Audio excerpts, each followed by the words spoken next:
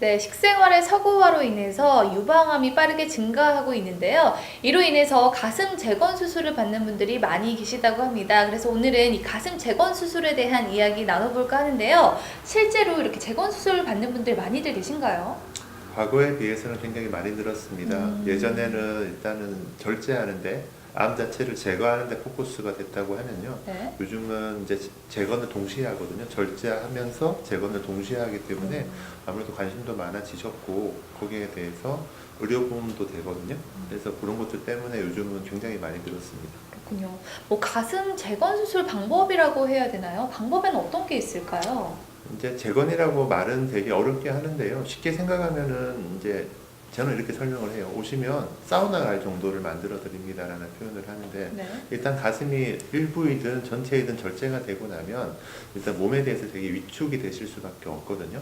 그래서 보통 우리나라 분들은 골프도 가시고 뭐 사우나도 가시고 찜질방도 가시기 때문에 그 체형에 대해서 관심이 되게 많으신데 이제 그런 수술을 받고 나시면 아예 남들 앞에서 그 이제 옷을 벗는 일이 굉장히 없어지시죠. 네. 근데 이제 그거를 반대쪽하고 비슷하게 만들어 준다는 것 자체가 재건이거든요. 그러니까 네. 예전의 모습에 비슷한 모습 정도로 다가간다 이렇게 생각하시면 될 것 같아요.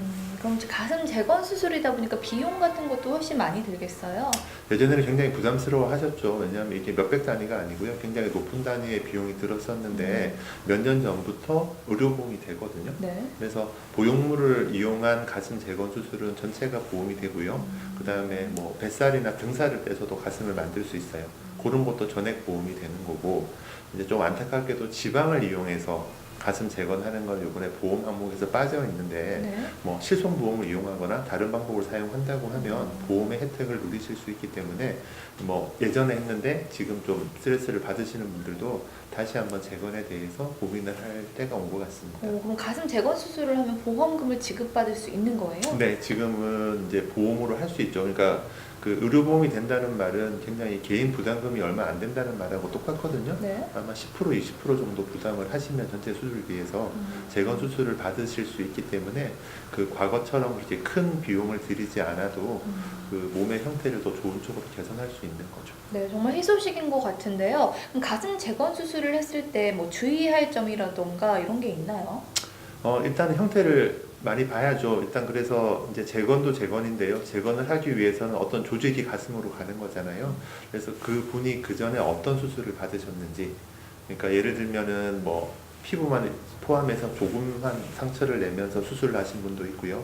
아주 크게 했다고 하면 근육까지도 다 제거를 한 분도 있고, 네. 아니면 수술을 하시고 항암 치료를 하셨건, 아니면 이제 그 방사선 치료 같은 것도 하잖아요. 네. 그런 걸 하면 혈관이 망가져요. 그래서 지방이나 어떤 조직이 갔을 때 잘 살아남지 못하거든요. 그래서 어떤 치료를 하셨느냐에 따라서 수술 방법이 다 바뀝니다. 그래서 그거는 전문가들하고 잘 상의를 해서 진행을 해야 되는 부분입니다.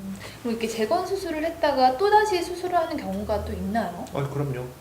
왜냐하면은 한 번의 형태가 다 안 잡아질 수 있거든요.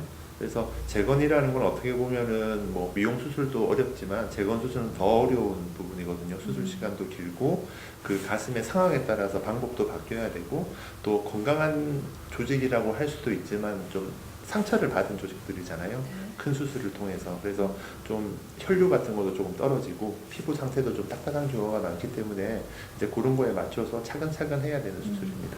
아무래도 뭐 재건 수술도 수술이다 보니까 부작용도 있을 수 있잖아요. 혹시 부작용은 어떤 게 있나요? 뭐 지방을 이식했다고 하면 생착률이 많이 떨어져서 제가 지방으로 가슴 재건을 하는 경우에는 적어도 5번, 10번까지도 이식을 하거든요. 왜냐하면은 반대쪽하고 차이가 많이 나잖아요. 네. 그래서 조금 키워가야 되기 때문에 이제 보형물을 쓰는 경우에는 이제 가슴이 많이 작아져 있으면 한 번에 키울 수가 없어요. 그러니까 큰 보형물이 반대쪽만한 보형물이 들어갈 수가 없거든요. 네.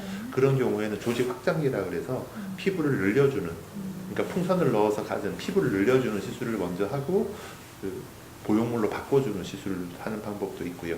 아니면은 뭐 뱃살 같은 거 자기 조직만으로 한다고 하면 배에 있는 조직을 일부 잘라서 가슴에 있는 곳으로 옮겨주는 시술도 있거든요. 네. 그래서 그런 거에 따라서 방법은 되게 바뀌기 때문에 주의점도 다 바뀌겠죠. 어떤 수술을 했느냐에 따라서 방법이 바뀌기 때문에 그 그 이제 정말로 개인별로 다 틀려요. 이거는 미용 수술처럼 뭐 마사지를 몇 달을 하고 뭐 피주머니를 차고 이런 정도가 아니고요. 개인마다 다 다르기 때문에 오늘 그때 설명을 드릴 수밖에 없습니다. 개인의 상황에 맞게 수술이 이루어지겠네요. 그럼요.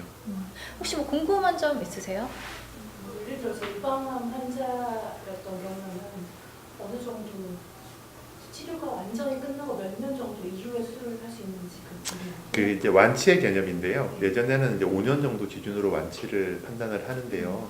이제 그것도 요즘은 많이 달라진 게 그 수술을 하면서, 그러니까 암 조직을 제거를 하면서 재건을 동시에 하는 경우도 많아요. 왜냐하면 그 수술 횟수가 줄어들잖아요. 그래서 이제 그런 개념이기 때문에 예전에는 이제 완치가 되고 나면 5년이나 10년이 지나고 나면은 재건을 하는 개념이었다고 하면 요즘은 바로 하는 거예요. 왜냐하면은 그러면은 생활 지수 만족감이 되게 늘어나거든요. 그리고 어차피 절제하고 수술을 반드시 한 번에 하면 한 번에 다 끝나잖아요. 이게 복잡한 수술을 여러 번 하지 않아도 되고. 그러니까 그런 것들 때문에 요즘은 좀 같이도 많이 하는 추세이고요. 이제 과거에 하셨던 분들도 이제 비용적으로 많이 낮아졌기 때문에 이제 전문가들과 상의를 해서 내 가슴을 어떻게 하면 형태가 더 잘 만들 수 있는지도 고민을 해볼 만한 거고, 일단 젖꼭지가 있느냐 없느냐에 따라서도 방법이 많이 바뀌고요. 색깔도 더 만들고 젖꼭지도 더 만들 수 있어요. 그래서 그런 것들도 한번 고려를 해볼 만한 시술이라고 생각이 됩니다. 네. 마지막으로 가슴 재건 수술을 고려하고 계신 분들한테 한 말씀 좀 해주세요.